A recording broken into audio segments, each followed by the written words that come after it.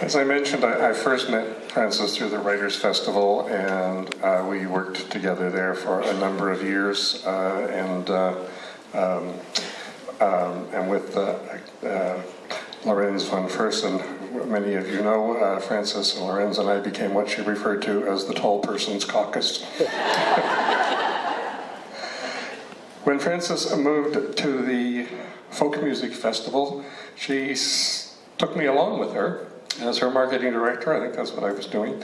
And through that experience, I met so many amazing people who have continued to be great friends and colleagues and people that I would work together with on a project in a heartbeat.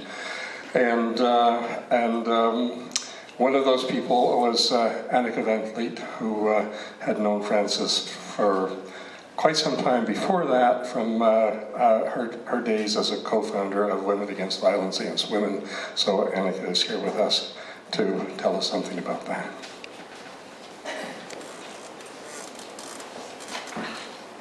Thanks. I have to say it's quite phenomenal to be with these phenomenally articulate people about their experiences with Frances.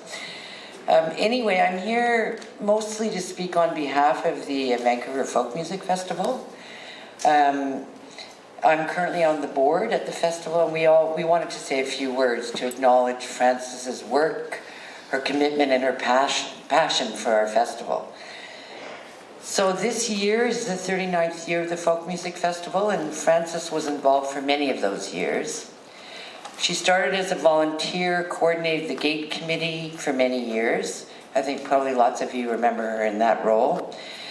And then eventually she was also a board member and finally took on the position of the general manager. And she stuck with the festival through the many ups and downs and crises of this festival, which I'm assuming probably most of you know about. Periods of financial crisis, staff crisis, rain years, etc. And Frances was always there. In a lot of ways, she was the heart of the folk festival. She kind of embodied the values in her work and in her personal life.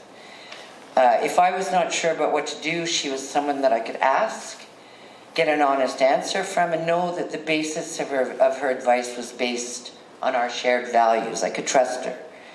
She got married to Marguerite at the festival. Yeah.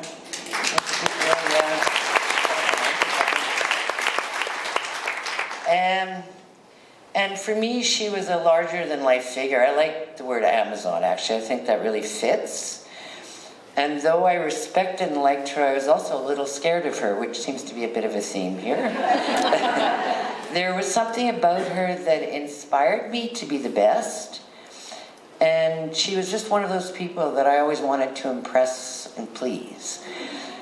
Amy Newman, a current board member, relayed this story of her memories of Frances. She said, when we visited her in the office, as we did when our daughters were young in the Folkfest office, my daughters knew her as the Purple Lady. Since she usually wore purple and gave them purple pens and would draw purple pictures.